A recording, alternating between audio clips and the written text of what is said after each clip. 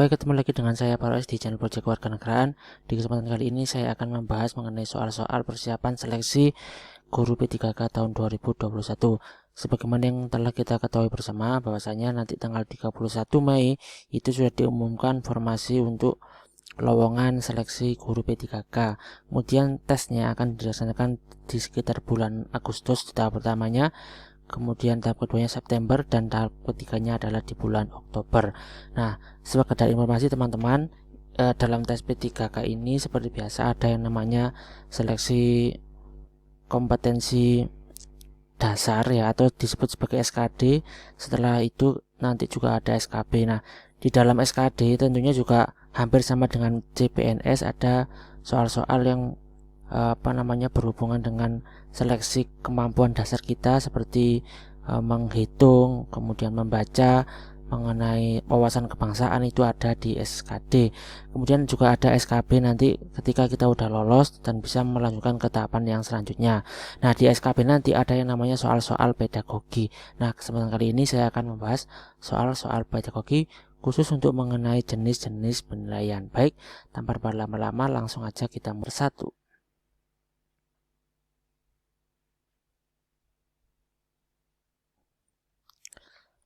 Seorang guru ingin mengetahui kemampuan siswa dalam mengatur dan mengelola perbedaan pendapat ketika dilakukan di diskusi kecil. Guru tersebut membuat lembar daftar cek atau checklist dalam bentuk skala yang harus diisikan oleh siswa untuk menilai teman kelompoknya. Jenis penilaian otentik holistik yang dapat dipilih oleh guru tersebut yaitu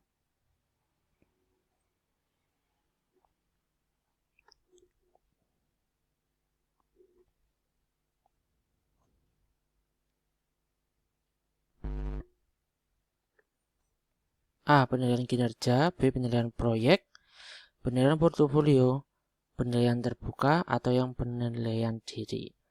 Kita lihat pembahasannya. Pembahasan penilaian kinerja. Penilaian kinerja sering disebut sebagai penilaian unjuk kerja atau performance assessment. Bentuk penilaian ini digunakan untuk mengukur status kemampuan belajar peserta didik berdasarkan hasil kerja dari suatu tugas.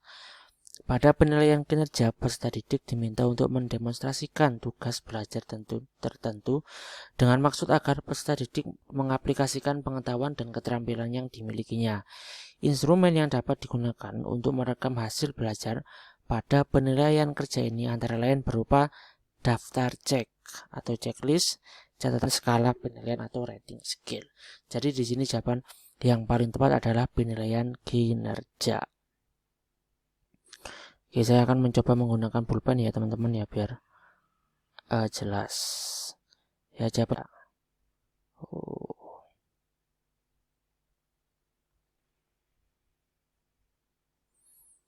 Untuk penilaian proyek itu salah karena apa? Karena kalau penilaian proyek itu biasanya siswa diberikan sebuah tugas yang harus dikerjakan secara secara sama, secara berkelompok, tapi dalam bentuk proyek ya, tidak untuk menilai teman-temannya. Terus portofolio itu biasanya tugasnya banyak ya, dalam bentuk banyak, kemudian dia juga nggak menilai teman-temannya. Di sini adalah kata kuncinya, untuk penilaian diri digunakan untuk menilai dirinya sendiri ya, untuk menilai pribadinya peserta didik sendiri. Baik, soal yang selanjutnya.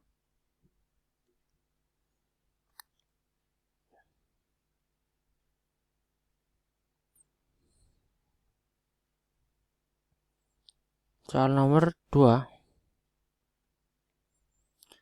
Jika guru memberikan penugasan kepada siswa yang bertujuan untuk mengukur dilakukan secara berkelompok, maka jenis penilaian otentik yang tepat adalah ingin memberikan tugas tujuannya untuk mengukur kemampuan dalam menghasilkan karya tertentu yang dilakukan secara berkelompok. Ya, itu adalah kata kuncinya. A. Penilaian kinerja, portofolio, proyek. Nah, penilaian proyek adalah bentuk penilaian yang diwujudkan dalam bentuk pemberian tugas kepada Kalau proyek itu dia jelas berkelompok. Nah, penilaian ini difokuskan kepada penilaian terhadap tugas belajar yang harus diselesaikan oleh peserta didik dalam periode atau dalam waktu tertentu. Kemudian penilaian proyek dapat juga dikatakan sebagai penilaian berbentuk penugasan yang bertujuan untuk mengukur kemampuan peserta didik menghasilkan karya tertentu yang dilakukan secara berkelompok. Jadi kayak membuat karya begitu. Dengan menggunakan penilaian proyek, pendidik dapat memperoleh informasi berkaitan dengan kemampuan peserta didik dalam hal pengetahuannya, pemahamannya, aplikasi, sintesis informasi atau data, sampai dengan kemaknaan atau sebuah penyimpulan. Ya. Jadi di sini yang paling tepat adalah penilaian proyek. Baik, soal yang selanjutnya. Dengan tujuan agar siswa tersebut mengaplikasikan kemampuan keterampilan yang dimilikinya dan guru dapat menilai kompetensinya. Instrumen yang dapat dipilih oleh guru untuk merekam hasil belajar yaitu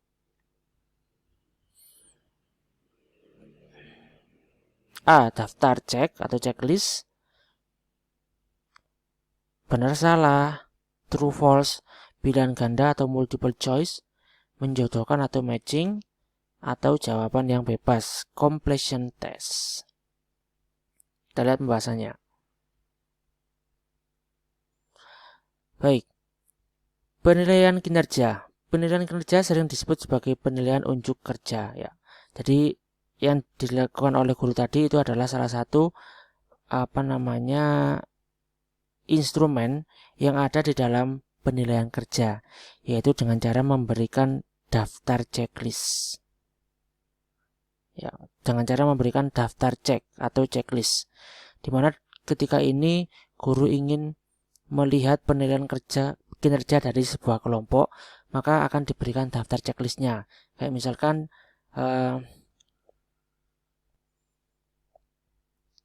di dalam sebuah presentasi, misalkan ya, di dalam sebuah presentasi tentunya ada banyak sekali faktor yang harus dinilai oleh seorang guru. Kayak misalkan bagaimana penguasaan siswa terhadap materinya gitu. Misalkan nomor 1 ya, penguasaan materi, kemudian 2 bahasa, kemudian 3 cara penyampaian. Nah, di situ seorang guru hanya tinggal memberikan checklistnya aja. Misalkan si A ini penguasaan materinya udah bagus, kasih checklist gitu ya. Itu adalah salah satu instrumen dari penilaian kinerja. Untuk soal benar salah, kemudian soal berupa pilihan ganda ya teman-teman ya, terus menjodohkan, ini adalah termasuk soal-soal yang berbentuk objektif ya. Ini 3 ini adalah termasuk soal-soal yang berbentuk objektif. Nah, berarti dalam hal ini yang tepat adalah yang A. Oke, kita lanjut ya teman-teman ya. Sebagai siswa mengalami kesulitan menjawab soal tes pilihan ganda yang disusun oleh guru. Hal tersebut disebabkan materi dalam soal sebagian belum, karena menurut mereka sebagian materinya itu belum pernah diajarkan. Mereka nggak paham sama sekali. Karena materi tersebut seharusnya diberikan pada pertemuan berikutnya. A. Soal harus sesuai dengan indikatornya. B. Pokok soal harus dirumuskan secara jelas. C. Pilihan jawaban harus homogen dan logis. D. Panjang rumusan pilihan jawaban relatif sama. Atau yang E. Butir tes tidak tergantung pada jawaban sebelumnya. Kita lihat pembahasannya.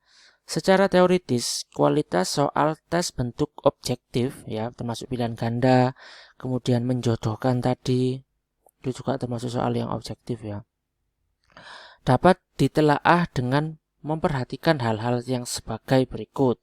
Yang pertama, butir harus sesuai dengan indikator yang ditetapkan. Kemudian hanya ada satu jawaban yang benar.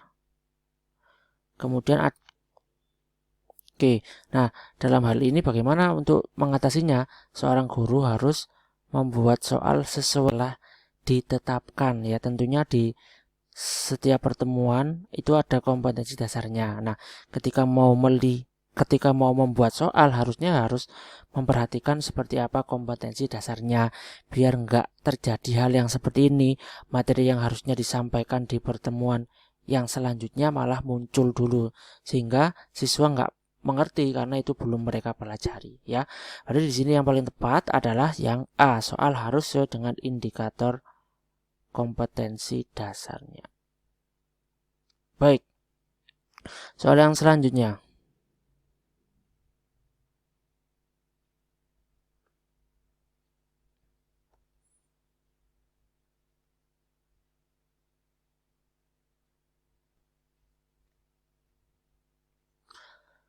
Hasil penilaian akhir yang dilakukan oleh guru diketahui beberapa siswa telah memenuhi ketuntasan belajar dan ada juga siswa yang belum memenuhi kriteria ketuntasan belajar.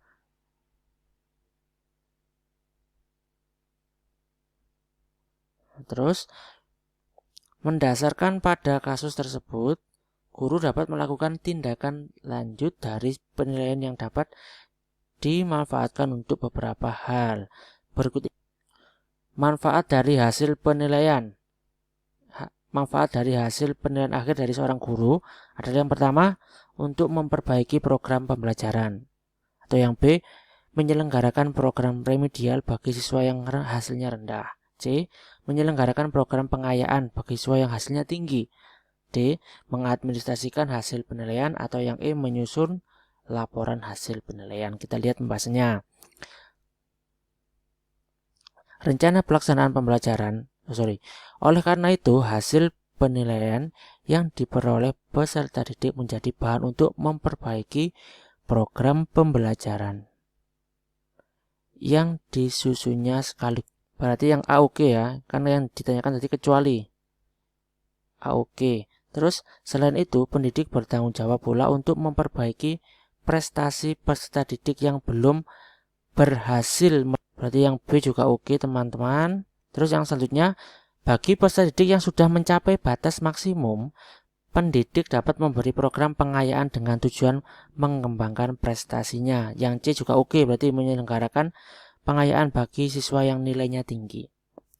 Yang selanjutnya, hal yang tidak boleh dilupakan dalam pemanfaatan hasil penilaian peserta didik adalah untuk baik, di sini berarti kecuali yang D. Nah, begitu ya. Teman-teman, mungkin itu aja video dari saya. Semoga bisa.